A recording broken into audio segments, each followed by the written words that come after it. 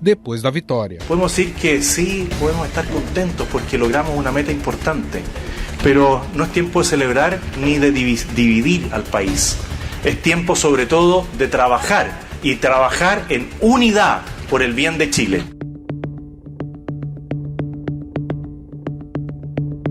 A coalizão de esquerda do presidente Gabriel Boric recebeu 29% dos votos e conseguiu a eleição de 11 representantes. Isso faz com que a direita dê as cartas sobre as leis e não precise dialogar com a esquerda para redigir o texto da nova Carta Magna. Em pronunciamento em rede nacional, Boric pediu ao Partido Republicano que haja com sabedoria e temperança. Les invito a actuar con sabiduría y con templanza. La historia de los pueblos se construye en base a un continuo aprendizaje y este Consejo va a tener la responsabilidad republicana y se redacte así un texto que interprete a la gran mayoría del país. Vale lembrar que o pedido por uma nova Constituição nasceu com movimentos de centro e esquerda durante o governo do conservador Sebastián Piñera, em 2019. Há 8 dias, os chilenos tomam as ruas das principais cidades do país para protestar contra o alto custo de vida, os baixos salários e aposentadorias e a falta de acesso à saúde e educação. Muitos atos se transformaram em saques generalizados.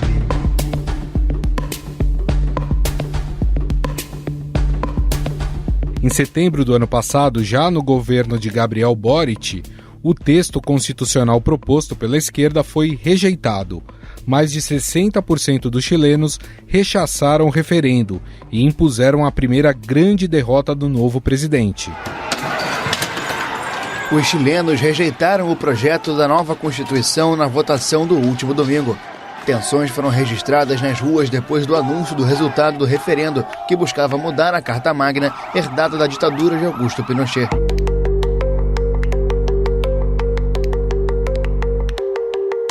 Esse caso mostra que depois das grandes vitórias da esquerda na América Latina, no México em 2018, na Argentina em 2019, na Bolívia em 2020, no Peru em 2021 e no Chile, Colômbia e Brasil em 2022, há sinais de que a direita começou a se fortalecer novamente.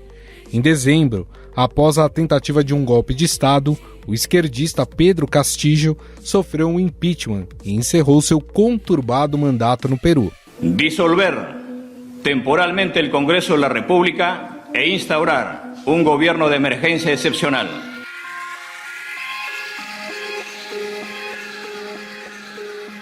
Além de Gabriel Boric, Gustavo Petro, da Colômbia, também tem fracassado nas suas tentativas de reformas no país. Na Bolívia, o presidente Luiz Arce se mostrou incapaz de conter o que virou a pior crise econômica do país em anos. O presidente põe a culpa na direita do país. En un momento en el que la derecha nacional e internacional no cesa en sus intentos de desestabilizar a nuestro gobierno y a nuestra democracia, se busca generar incertidumbre y zozobra en la población.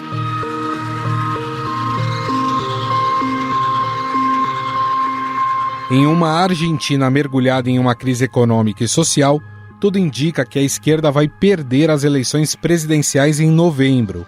O atual mandatário Alberto Fernandes desistiu da reeleição pela baixa popularidade no país. O presidente da Argentina, Alberto Fernandes, anunciou hoje que não vai concorrer não à reeleição.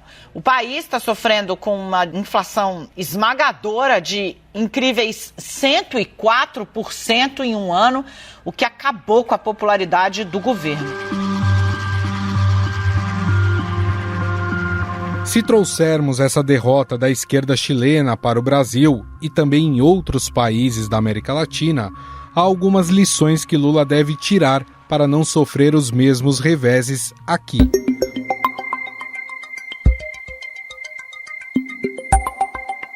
Um desses pontos é o famigerado plano de eternizar petistas no poder, sem levar em consideração novas lideranças do centro democrático que surgem, como, por exemplo, o vice-presidente Geraldo Alckmin, apesar dele evitar falar sobre o futuro. Se há alguém que não se preocupa com o futuro, sou eu. E meu pai sempre dizia, olha, o futuro está nas mãos de Deus. o futuro trará sua própria aflição. Procure fazer bem feito o que está fazendo hoje. Política é destino. Ou ainda, a sua luta para impor o pensamento sobre assuntos técnicos, como no caso da taxa de juros, feita pelo Banco Central. É muito engraçado o que se pensa nesse país. Todo mundo aqui pode falar de tudo, só não pode falar de juros.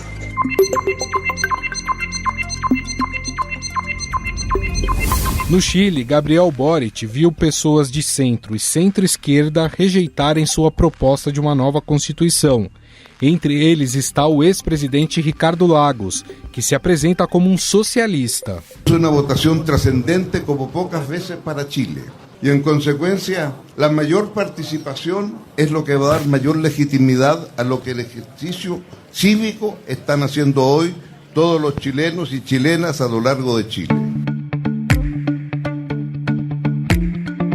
No Brasil, já se observa alguns partidos que formam a base do governo rachando em algumas votações, como no caso dos vetos do novo marco do saneamento. Aqueles que querem comemorar, olha, eu prefiro em alguns momentos da política, presidente, prefiro a altivez, a derrota do que a redenção. Acho que esse episódio de hoje serve como lição. Afinal, o pêndulo ideológico está rumando para a direita na América Latina?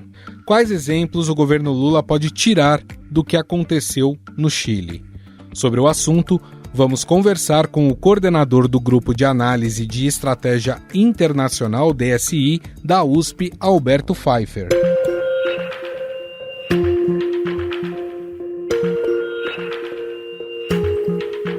Tudo bem, professor? Tudo bem, como vai? É um prazer estar com vocês. Professor, por que a chamada onda rosa que trouxe ao poder a esquerda em grande parte da América Latina tem virado uma certa marola? Isso tem a ver com o fato de não conseguirem eleger maioria nos parlamentos ou tem uma crise de identidade também aí?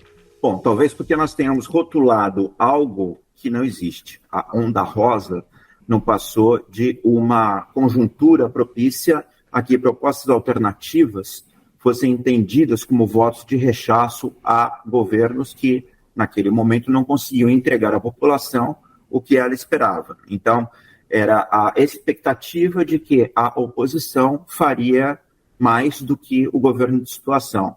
E, por coincidência, alguns países da América Latina, Argentina, Colômbia, Chile, Brasil, de fato os países mais populosos, três, Argentina, Colômbia e Brasil da América do Sul, tiveram governos de esquerda, juntamente com o Chile, eleitos. Mas insisto que a ideia de uma onda rosa, como se fosse a preponderância de partidos políticos ligados à esquerda ou à centro-esquerda e de agendas de cunho mais progressista, de cunho mais liberal do ponto de vista dos direitos sociais, ela não passou de uma coincidência. O que nós vemos hoje é que esses mesmos governos não conseguiram cumprir a expectativa, quer dizer, falharam na entrega do que a população espera e, portanto, há um rechaço natural. Eu diria que há muito mais uma onda de castigo, uma onda cinza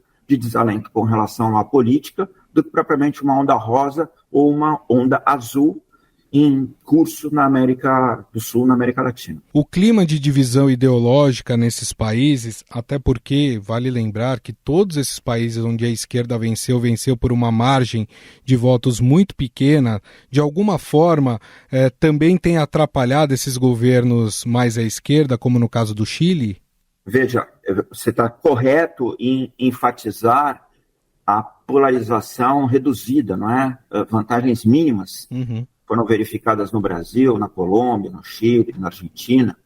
Governos débeis no sentido de que em regimes democráticos não basta ter o controle do executivo, é preciso ter um legislativo que apoie o trâmite das propostas vindas do executivo e que dê o respaldo não só no sentido da aprovação das medidas, mas da legitimidade junto à sociedade. Em nenhum desses países isso tem se verificado, nem na Argentina, nem no Chile, nem na Colômbia, e nem no Brasil, apesar do Brasil estar começando o governo. Mas o que talvez a gente perceba aqui é que essa visão de que nós temos uma polarização estrita, ela seja falaciosa. O que de fato nós temos é um voto duvidoso. A população, em sua grande maioria, não vota com convicção. Ela vai para um lado ou para o outro por minúcias, por filigranas, por distinções muito sutis.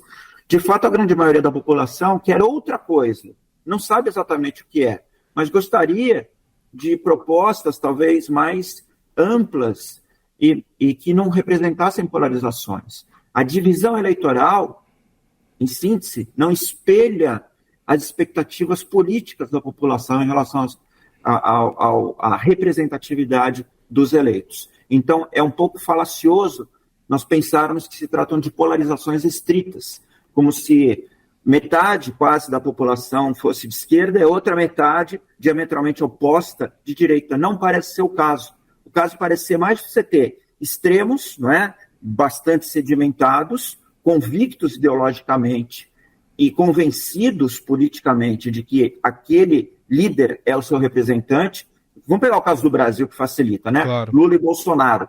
Mas no meio tem uma grande parcela do eleitorado que não é nem tanto para um lado, nem tanto para o outro, mas que não se vê representado pelo oposto e vota no alterno, né? Mas não se sinta plenamente representado pelo que é eleito. Portanto, o apoio dessa parcela da população e dos seus representantes no legislativo também é muito tênue. Ele vira muito fácil, como todos estamos vendo no caso do Chile. Boric foi eleito, mas não ganhou o Congresso e agora se encontra numa situação bastante insólita de a proposta dele de uma nova Constituição agora estar totalmente nas mãos dos seus oponentes ideológicos. E no Brasil, da mesma forma. O governo Lula até agora não conseguiu lograr apoio do Congresso, implementar as reformas a que se propôs e envereda por um caminho errático, cujo desenlace é bastante incerto. Há uma percepção, professor, e me corrija se eu estiver errado,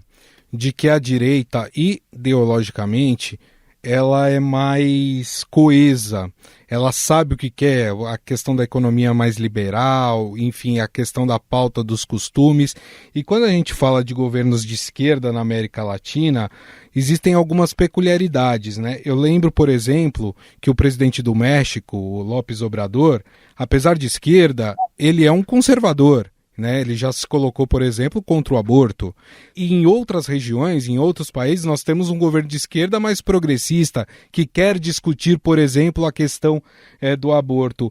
Essa falta de união ideológica da esquerda, ela também, de certa forma, ajuda a desequilibrar essa disputa com a direita? Bom ponto, mas vamos lá. Eu queria colocar na mesma categoria todas as esquerdas latino-americanas, hoje em dia, é um exercício um pouco delicado ou hipotético. Acho que nós temos esquerdas contextualizadas. A esquerda, no México, é uma esquerda ligada ao nacionalismo histórico. O México é outro país. O México é a América do Norte. Ele é latino na cultura, mas ele é econômico e geograficamente muito ligado aos Estados Unidos, muito interdependente com os Estados Unidos, e nesse sentido é muito difícil estabelecer uma comparação estrita entre o que tem sido tradicionalmente agrupamentos políticos calcados no nacionalismo, na identidade nacional mexicana, com o que acontece na América do Sul. Acho que na América do Sul a gente tem, sim, expressões políticas mais autônomas, mais desvinculadas de outros polos, né? A presença norte-americana ou europeia não é tão forte assim. Então dá para a gente pensar na América do Sul em algumas linhas mais comuns. Agora, se é certo que a direita, ou essa nova direita, é uma direita que tem uma pauta econômica clara, liberalizante, economia de mercado, menos Estado, e uma pauta de costumes, que com algumas variações é sim mais conservadora, família, propriedade privada, respeito aos direitos ligados à por assim dizer, a liberdade de expressão, mas o direito à vida, né, na questão do aborto e outras questões, o direito à autoproteção, porte de armas, etc. Por outro lado, essa direita não tem as fórmulas de controle e uso do Estado. O Estado, na América do Sul, tradicionalmente é controlado por setores mais ligados à esquerda, que ocuparam o Estado a partir de movimentos sindicais, políticos, associativos, enfim. Então, se por um lado você tem afirmações categóricas ligadas a propostas políticas muito claras de parte da direita, ela carece dos meios de implementá-los, porque ela não possui o controle das estruturas de Estado e tem pouco traquejo no jogo democrático entre os poderes, o executivo, o legislativo e o judiciário. Veja o caso do Brasil, o governo Bolsonaro ganha as eleições com uma votação expressiva, tem uma boa representatividade no Congresso, mas não consegue encontrar uma fórmula, uma engrenagem de implementação expressa, expedita, clara das suas propostas. Já quando a direita chega ao poder em alguns países, ela enfrenta a dificuldade da ativação da máquina estatal. No caso da Argentina, isso foi muito claro no governo do presidente Macri. A gente tem observado, professor, que além desse sucesso, entre aspas, da esquerda vencendo eleições em diversos países da América Latina, há ao mesmo tempo a produção de grandes lideranças de ultradireita aqui no continente. Um exemplo é a Argentina, que tem eleições agora em novembro e que pode, por exemplo, eleger o Milei como novo presidente. É considerado aí um Bolsonaro da Argentina, ou até mesmo o Cast no Chile. Esse movimento, professor, com esse desgaste que a gente está abordando aqui dos governos de esquerda, ele pode ser observado nas próximas eleições, líderes da ultradireita sendo colocados no poder de vários países? De novo, a gente tem que tomar cuidado com a maneira como rotulamos ou enxergamos esses fenômenos.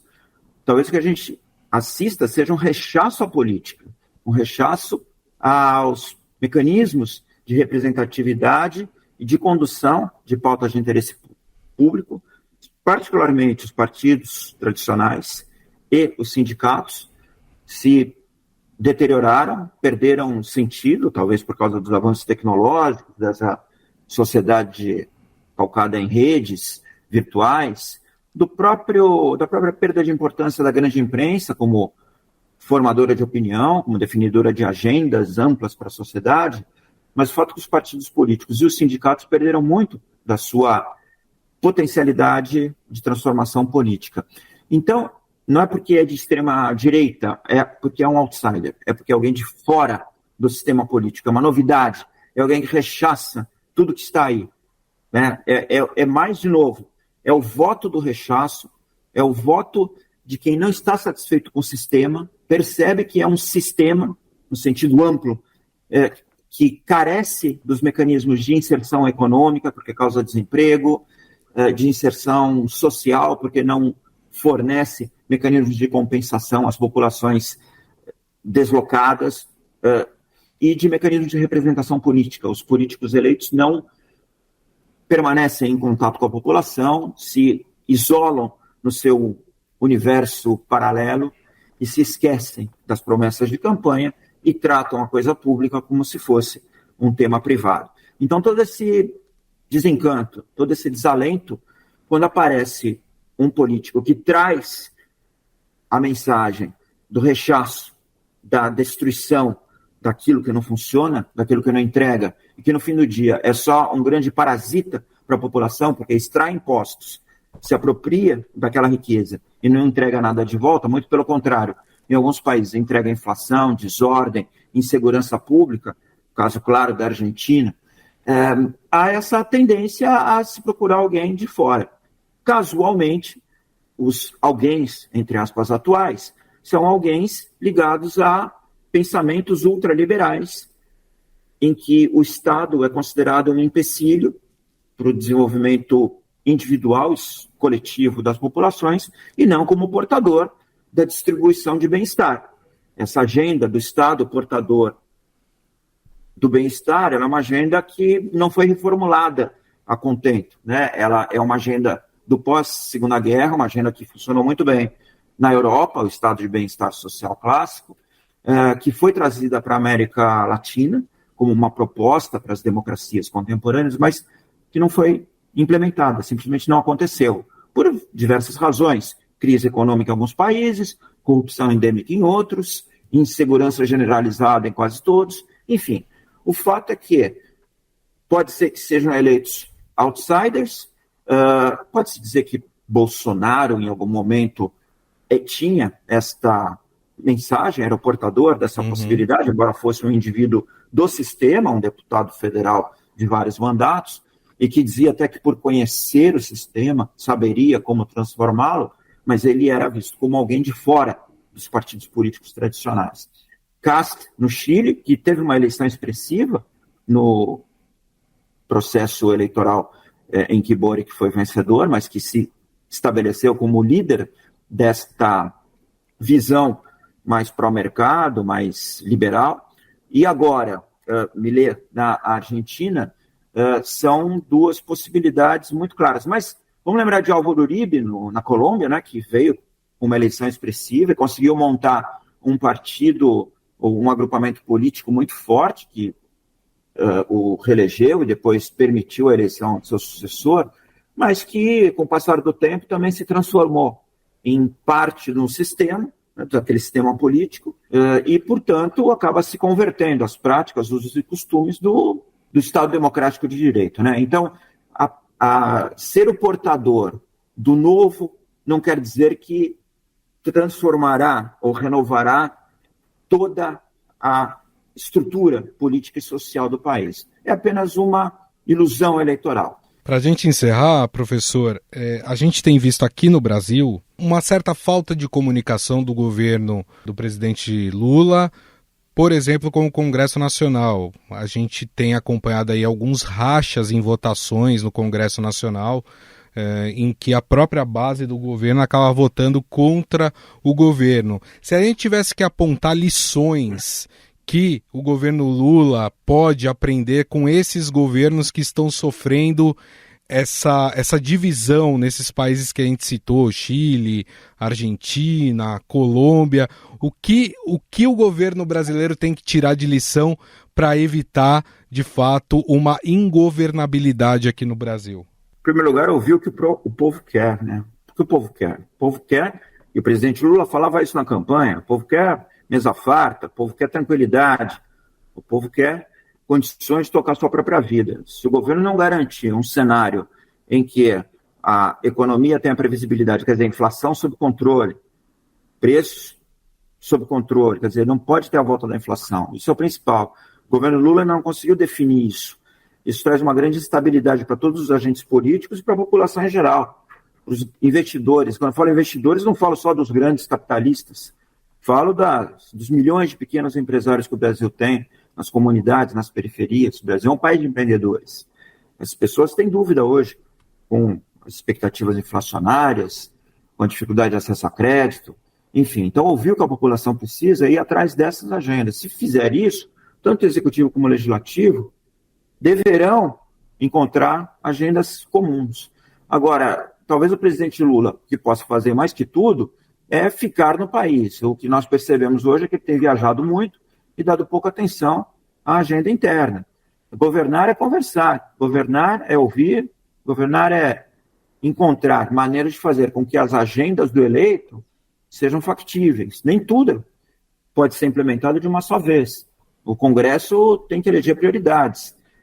Senado e Câmara juntos têm quase 600 representantes e todos eles têm as suas próprias freguesias, clientelas e necessidades. Está faltando para o Executivo talvez um pouco mais de atenção ao que o Legislativo demanda e, mais que tudo, a ambos ouvirem a população. Outra coisa é amainar as tensões políticas, né?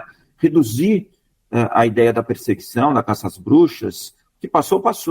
O governo ganhou uma eleição apertada, é certo, e certamente quererá entregar um bom mandato para fazer o seu sucessor. Isso é legítimo no processo político eleitoral. Mas do jeito que vai, está só acirrando diferenças e, mais que tudo, abrindo espaço para uma nova proposta em que a grande maioria da população, que não parece ser nem de extrema direita, nem de extrema esquerda, nem de direita, nem de esquerda, mas sim essa população que busca o que foi comentado, quer dizer, o bem-estar, a inflação baixa, a previsibilidade para fazer negócios, a tranquilidade para poder conduzir os seus interesses privados, as suas preferências pessoais, essa grande parte da população está em busca de representação condizente. Bom, nós conversamos com o coordenador do Grupo de Análise de Estratégia Internacional, DSI, da USP, o professor Alberto Pfeiffer, a quem eu agradeço mais uma vez a entrevista. Muito obrigado, viu, professor? Obrigado, um prazer, tudo de bom. Estadão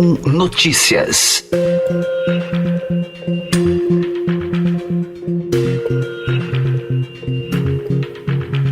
O Estadão Notícias desta sexta-feira vai ficando por aqui. Contou com a apresentação minha, Gustavo Lopes, o roteiro, produção e edição são minhas, de Jefferson Perleberg e Gabriela Forte.